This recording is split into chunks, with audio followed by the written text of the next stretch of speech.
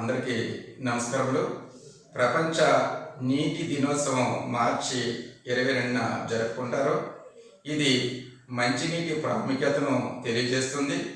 2025 సంబంధించిన theme glacier preservation, అంటే హిమనీ నదాల రక్షణ. హిమనీ నదాలు జీవితానికి త్రాగునీరు, వ్యవసాయం, పరిశ్రమలు, స్వచ్ఛమైన శక్తి ఉత్పత్తి మరియు ఆరోగ్యకరమైన పర్యావరణ వ్యవస్థలకు నీటి అవసరం అని చెప్పవచ్చు.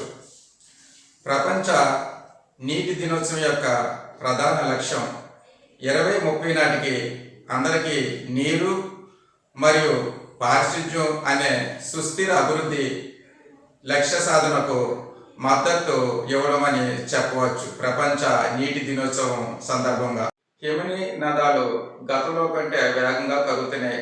ఉదాహరణకు హిమాలయ పర్వతాలు. గ్రహం వేడెక్కుతున్న కొద్దీ మన ఘనీభవించిన ప్రపంచం కుచించుకుపోతుంది. కరిగే నీటి ప్రవాహాల వల్ల వరదలు, కరువులు, కొండచర్యలు విరిగిపడటం మరియు సముద్ర మట్టం పెరగడం జరుగుతుంది.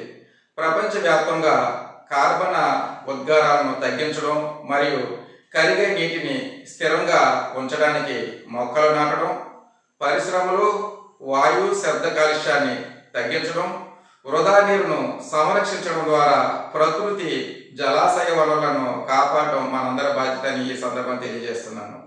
Thank you.